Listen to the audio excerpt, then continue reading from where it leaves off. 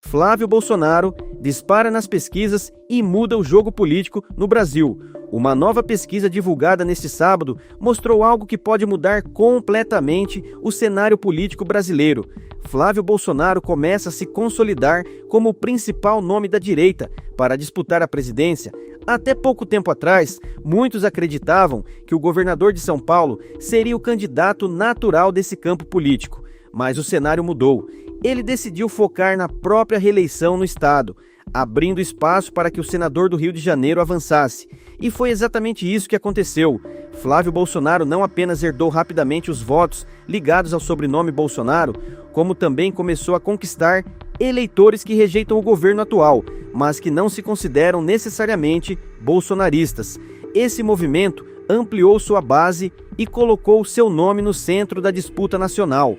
Analistas políticos apontam que o crescimento do senador aconteceu também porque ele ficou fora do principal foco de ataques do governo durante muito tempo. Enquanto outros nomes da direita eram alvos constantes, Flávio acabou preservado, e isso deu tempo para que sua candidatura ganhasse força. Agora o cenário tende a mudar. Com o avanço nas pesquisas, a expectativa é que o governo passe a direcionar críticas diretamente contra ele, tentando desgastar sua imagem antes que a candidatura se consolide ainda mais. Ao mesmo tempo, o próprio governo enfrenta dificuldades. O noticiário recente tem sido dominado por debates sobre investigações no Congresso, problemas no sistema de aposentadorias e controvérsias envolvendo instituições financeiras, temas que acabam trazendo novamente a discussão sobre corrupção para o centro do debate político. E isso dificulta a estratégia do presidente de focar em pautas positivas e programas de governo. Outro ponto importante revelado pelas pesquisas é o fracasso, até agora, da chamada terceira via. Políticos que tentam se apresentar como alternativa entre esquerda e direita continuam muito atrás nas intenções de voto. Mesmo nomes conhecidos nacionalmente ainda não conseguiram se aproximar do desempenho de Flávio Bolsonaro. Enquanto isso, o senador parece apostar em uma estratégia diferente da que marcou as campanhas do pai.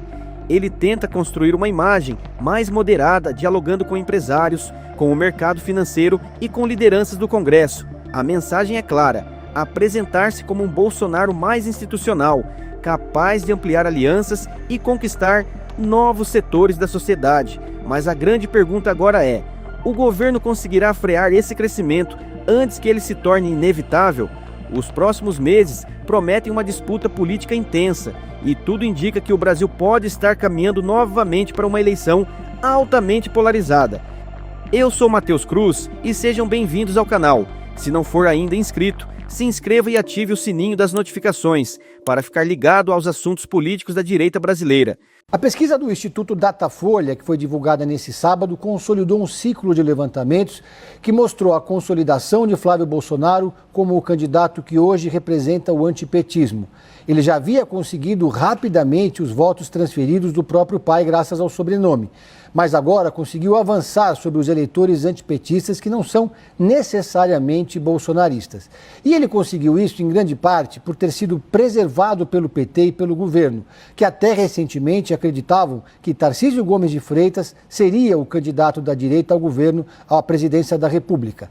Tarcísio consolidou então a sua posição de disputar a reeleição e Flávio agora se coloca efetivamente como candidato da direita.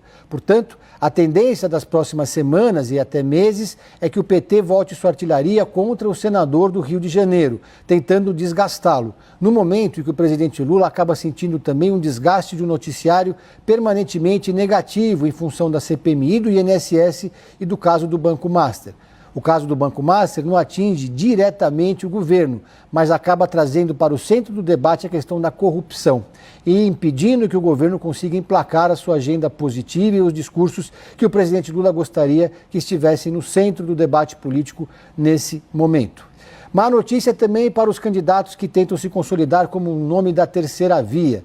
Nessa sexta-feira em São Paulo, o presidente do PSD, Gilberto Kassab, reuniu os seus 3 pré-presidenciáveis em um evento que marca o início de uma turnê pelo estado de São Paulo. As pesquisas mostram, entretanto, que por enquanto, pelo menos, não há espaço para essa terceira via. Há uma distância muito grande entre os pré-candidatos que estão no batalhão de baixo e Flávio Bolsonaro. Apenas Ratinho Júnior consegue se descolar um pouco dos seus demais adversários internos, mas ainda assim sem sinalizar que vai conseguir se projetar como o nome da terceira via.